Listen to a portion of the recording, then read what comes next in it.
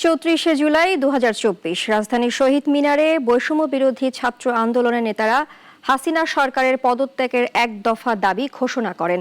হাজারো মানুষের সমাবেশে অসহযোগ আন্দোলনের ডাক দেওয়া হয়। এর মধ্যেই দেশ জুড়ে চলছিল দমন পীড়ন।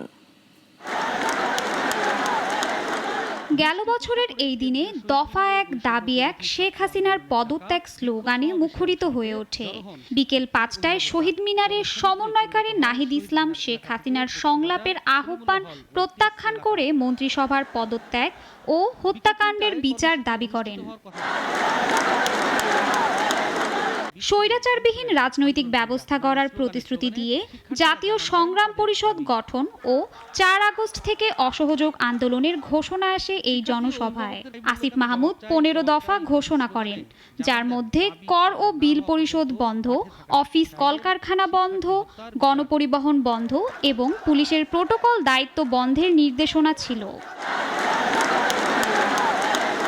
বৃষ্টি উপেক্ষা করে হাজারো মানুষ শহীদ মিনারে জড়ো হয়। বিক্ষোভকারীরা রাজু ভাস্কর্যের চোখ বেঁধে শাহবাগ মোড় অবরোধ করে। রাজধানীর বাড্ডা, রামপুরা, যাত্রাবাড়ি ও সাভারে মহাসড়ক অবরোধ হয়। সিলেট, কুমিল্লা, গাজীপুরে হামলা ও হত্যার অভিযোগ ওঠে। এদিন সেনাবাহিনীর প্রধান জেনারেল ওয়াকারুজ্জামান রাজধানীর সেনা সদর দপ্তরে অবস্থিত হেলমেট অডিটোরিয়ামে নিয়মিত কার্যক্রমের অংশ হিসেবে সেনা কর্মকর্তাদের উদ্দেশ্যে ভাষণ দেন। চট্টগ্রামের শিক্ষামন্ত্রীর বাসভবন ও সংসদ সদস্যের কার্যালয়ে হামলা হয়। মার্কিন সিনেটররা বাংলাদেশের মানবাধিকার পরিস্থিতি নিয়ে উদ্বেগ জানান।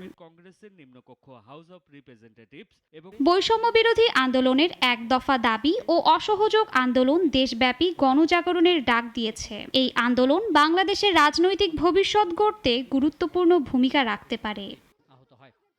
শাশ্বতী সরকার, নাগরিক।